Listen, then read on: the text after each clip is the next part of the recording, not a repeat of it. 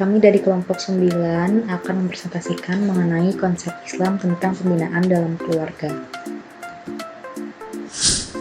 Ya, jadi dalam pandangan Islam sendiri, keluarga memiliki kedudukan yang sangat tinggi karena secara langsung maupun tidak langsung, keluarga memiliki peranan di dalam menciptakan kehidupan yang ideal. Yang kedua, oleh karena itu, Allah telah mengatur mengenai keluarga di dalam Al-Quran. Konsep pembinaan keluarga di dalam Al-Quran pun sudah diatur sedemikian rupa, baik itu antar sepasang suami istri, antar orang tua dengan anak, ataupun antar anak dengan orang tua. Nah, keluarga ini adalah satuan kerabat yang mendasar, terdiri dari suami, istri, dan anak-anak. Keluarga dalam pandangan Islam memiliki nilai yang tidak kecil, bahkan Islam menaruh perhatian besar terhadap kehidupan keluarga dengan meletakkan kaidah-kaidah yang arif guna memelihara kehidupan keluarga dari ketidakharmonisan dan kehancuran. Nah, kenapa Islam menaruh perhatian yang sedemikian besar terhadap keluarga? Karena tidak dapat dipungkiri bahwa keluarga adalah landasan pertama untuk membangun masyarakat muslim. Dengan kata lain, keluarga adalah batu bata pertama untuk membangun istana masyarakat muslim. Dan yang kedua, keluarga juga merupakan madrasah iman yang diharapkan dapat mencetak generasi-generasi muslim yang mampu meninggikan kalimat Allah di muka bumi. Yang mana bila pondasi ini kuat, lurus agamanya dan akhlak anggota keluarganya, maka akan kuat pula masyarakat dan akan terwujud keamanan yang didambakan. Syarat sah dalam pernikahan. 1. Calon suami. Seorang calon suami yang akan menikah harus memenuhi syarat, yaitu bukan mahram dari calon istri, tidak terpaksa, jelas orangnya, tidak sedang ihram haji. 2. Calon istri.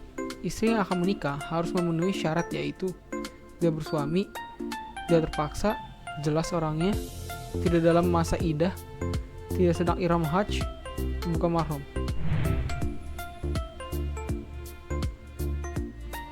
3. Wali. Untuk menjadi wali dalam pernikahan harus memenuhi syarat, yaitu laki-laki, dewasa, waras, tidak dipaksa, adil, dan tidak sedang ihram haji. 4. Ijab qabul. Ijab adalah suatu yang diucapkan oleh wali, sedangkan qabul ialah suatu yang diucapkan oleh mempelai pria atau wakilnya disaksikan oleh 2 orang saksi. 5. Mahar itu adalah pemberian mempelai laki kepada mempelai perempuan dalam bentuk harta atau jasa, yang penting tidak bertentangan oleh hukum Islam. Syarat-syarat yang harus dipenuhi oleh mempelai pria atau mempelai wanita. Laki dan perempuan yang menikah harus sama-sama beragama Islam.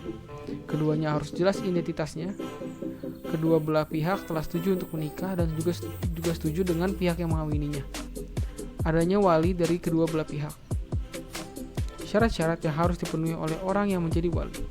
Orang merdeka, laki-laki, dewasa, dan berakal sehat, tidak sedang melakukan ihram hajj, tidak dalam keadaan mendapat pengampunan, adil, berpikiran baik. Adanya 2 orang saksi. Saksi berjumlah minimal 2 orang. Kedua saksi itu bukan budak. Kedua saksi harus bersifat adil. Saksi harus beragama Islam. Saksi harus bisa mendengar dan melihat. Kedua saksi adalah laki-laki. Tuntunan pembinaan keluarga Islami. Upaya pencapaian tujuan pembinaan nilai-nilai Islam dan keluarga adalah bahwa orang tua selaku pendidik berkewajiban untuk mengkondisikan keluarga dan mengarahkan anak-anaknya sedini mungkin kepada ajaran agama. Upaya-upaya yang perlu dibangun dalam pembinaan keluarga demi mencapai komunikasi yang baik. 1. Membina dan memupuk komunikasi dalam keluarga. Hubungan antara anggota keluarga harus dipupuk dan dipelihara dengan baik.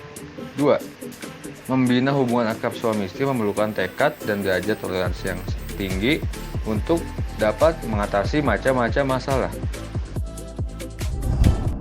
Konsep talak dan rujuk. Secara bahasa, talak itu berarti melepaskan ikatan.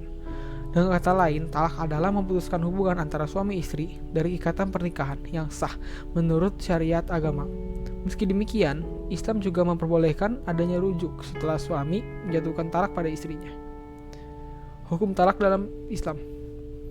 Hukum talak bisa menjadi wajib, sunnah, dan haram. Berikut penjelasannya. Talak menjadi wajib. Hukum talak menjadi wajib, yakni talak yang akan dilakukan oleh pihak penengah antara suami dan istri. Karena perceraian antara suami istri tidak akan bisa disatukan kembali dan juga talak adalah salah satu jalannya. Talak menjadi haram. Jika alasan talak tidak jelas atau tidak adanya bukti, talak diharamkan karena menyakiti istri yang akhirnya merugikan kedua belah pihak. Talak menjadi sunnah. Talak menjadi sunnah itu dikarenakan istri mengabaikan kewajibannya kepada Allah Subhanahu wa taala maupun sering melanggar larangannya. Dalam hal ini istri dikategorikan hancur moralnya, padahal suami sudah berusaha memperbaiki dirinya.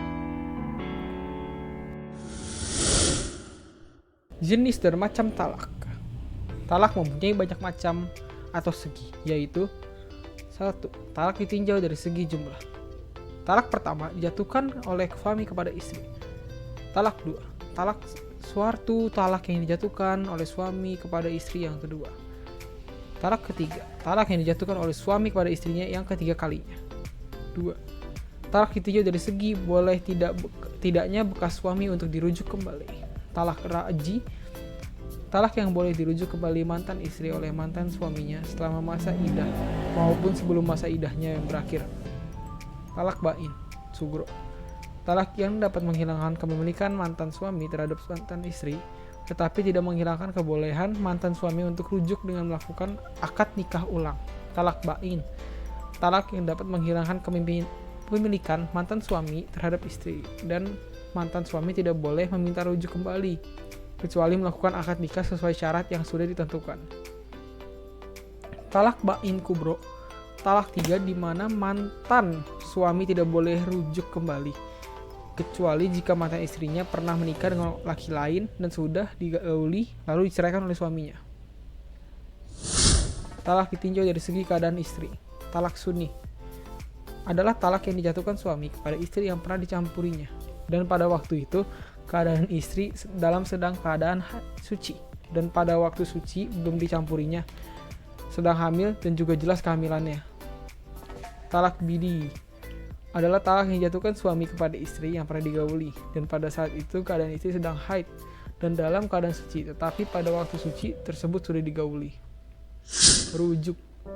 Rujuk adalah bersatunya sepasang suami istri dalam ikatan pernikahan setelah talak raji dan sebelum masa idah. Jika suami memutuskan untuk rujuk, diperlu akad nikah lagi karena akad sebelumnya belum sepenuhnya putus.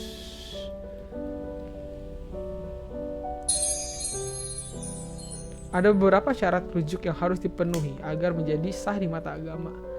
Syarat rujuk dari sisi istri adalah istri yang telah ditalak pernah melakukan hubungan seksual dengan suami. Talak yang jatuh bukanlah talak 3, melainkan talak raji atau talak yang terjadi tanpa tebusan. Jika dengan tebusan, istri menjadi talak bain dan suami tidak dapat mengajak istri untuk rujukan. Adanya ucapan jelas dan tersirat untuk mengajak rujukan kembali. Adanya saksi menyaksikan suami dan istri rujuk kembali. Adapun syarat syah rujuk, yaitu rujuk setelah talak 1 dan 2 saja. Rujuk dari istri yang ditalak dalam keadaan pernah digauli. Rujuk selama masa iddah. Hakikat pembinaan anak dalam Islam. Pembinaan seorang anak dalam agama Islam sangat penting bagi para orang tua. Orang tua adalah seorang pendidik pertama bagi anak-anaknya.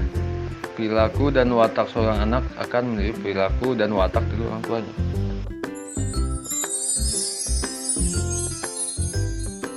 Metode untuk membina anak menurut Islam. 1. Metode suri tauladan. 2. Metode pembiasaan. 3. Metode ceramah. 4. Metode kisah-kisah. Dan 5. Metode diskusi.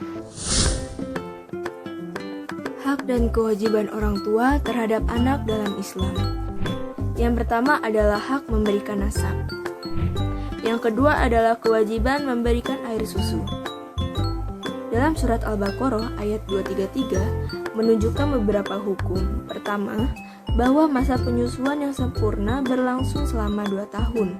Kedua, jika kedua orang tua ingin menyudahi sebelum masa 2 tahun, maka hal itu harus dimusyawarahkan antara ibu dan bapak, serta tidak boleh membahayakan perkembangan anak. Yang ketiga adalah kewajiban mengasuh. Yang keempat adalah kewajiban memberikan nafkah dan nutrisi yang baik. Yang kelima adalah hak memperoleh pendidikan.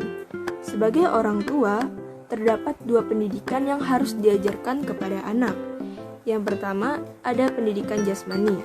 Yang dimaksud di sini adalah pemenuhan terhadap kondisi anak, mengajarkan kepada mereka tentang merawat tubuh mereka sendiri agar mereka dapat hidup sehat. Lalu, yang kedua adalah pendidikan rohani. Yang dimaksud adalah pengamalan nilai-nilai agama di dalam kehidupan sehari-hari anak. Hak dan kewajiban anak terhadap orang tua dalam Islam. Surat Al-Isra ayat 23. Ayat ini memiliki pengertian bahwa Tuhanmu telah menetapkan agar kalian tidak menyembah kecuali kepadanya dan berbakti kepada kedua orang tua dengan sebaik-baiknya. Lalu ada juga dari surat Al-Isra ayat 24. Ayat ini memiliki arti bahwa berlemah lembutlah kepada orang tua kalian, bersikap rendah dirilah di depan keduanya dan kasih sayangilah keduanya. Surat yang ketiga adalah surat Luqman ayat 14. Ayat ini mengandung arti telah diperintahkan kepada manusia untuk berbakti kepada orang tuanya dengan menjadikan ibunya lebih dihormati. Dan ini adalah hak-hak orang tua yang harus dipenuhi oleh sang anak. Yang pertama itu ada, apabila orang tua butuh makan dan minum, maka penuhilah semampu kita. Yang kedua, apabila orang tua butuh makan, maka berikanlah. Yang ketiga, apabila butuh bantuan atau pelayanan, maka laksanakanlah.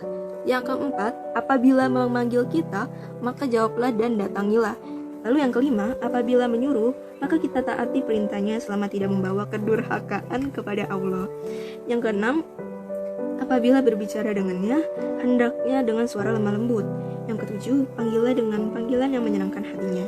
Yang kedelapan, berjalan di belakangnya. Yang kesembilan, menyukai dan mendukung apa yang mereka lakukan selama tidak berbuat dosa kepada Allah. Yang kesepuluh, setiap saat memohon ampunan kepada Allah atas segala dosa kedua orang tua kita. Sekian dari kelompok 9. Terima kasih.